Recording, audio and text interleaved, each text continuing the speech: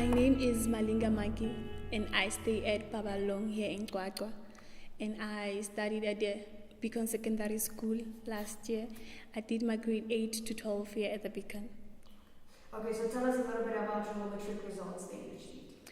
I achieved 6 level 7s and 1 level 6.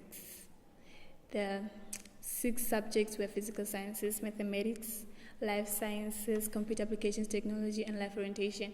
And then the level 6 one is English. Okay, oh, that's great. So, why would you say you achieved these results? I think it was because of time sacrifice. We had a lot of classes to attend. We attended the school's classes and then the extra lessons and then the IBP lessons afterwards. And then when I get home, I also go through my timetable and then study on my own time. With the IBP lessons, the tutors of IBP went through all the aspects, the topics, and all the difficult problems in all the subjects. All the subjects were thoroughly addressed and then were being made easier for us to understand.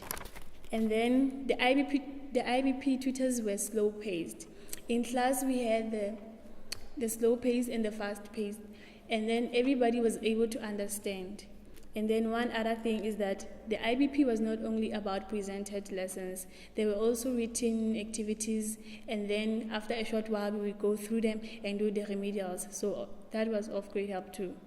Okay, so what you're kind of saying is that the IBP is a good base of knowledge, but if you want to achieve the results that you did, you still have to build and do extra work as well from your side. Okay, do you think that your teachers themselves, do you think that they learned from the lessons as well? Yes, because in class, some other times there were questions that we would ask them, and then they would not be so certain about them, and then they would refer to the IBP to get help from them, and then, yes, I think they learned from that too. No, that's wonderful. And from your fellow learners, do they also enjoy the IBP? Do they find it valuable? Yes, I think so, because sometimes when maybe they say they were too tired for the IBP, it was easier for them because we would all take the copy home, and then when we get home, they would go through them. Yeah. Okay, so when you guys get home, do you get it on a DVD from your school, or do you put it on a memory stick, or how do you guys take it on the videos? We all use different methods, but then I think that the USB one, we use the and then you guys watch it on computers, or you watch it on a TV, or how does it work? I watched it on a computer. I still have the copies right now. So, what would you say they do different from the other maybe Kwakwa schools? Why were your results higher? Was it the learners, were they more involved, were they keen to learn, and the teachers obviously put in more effort, or what would you say?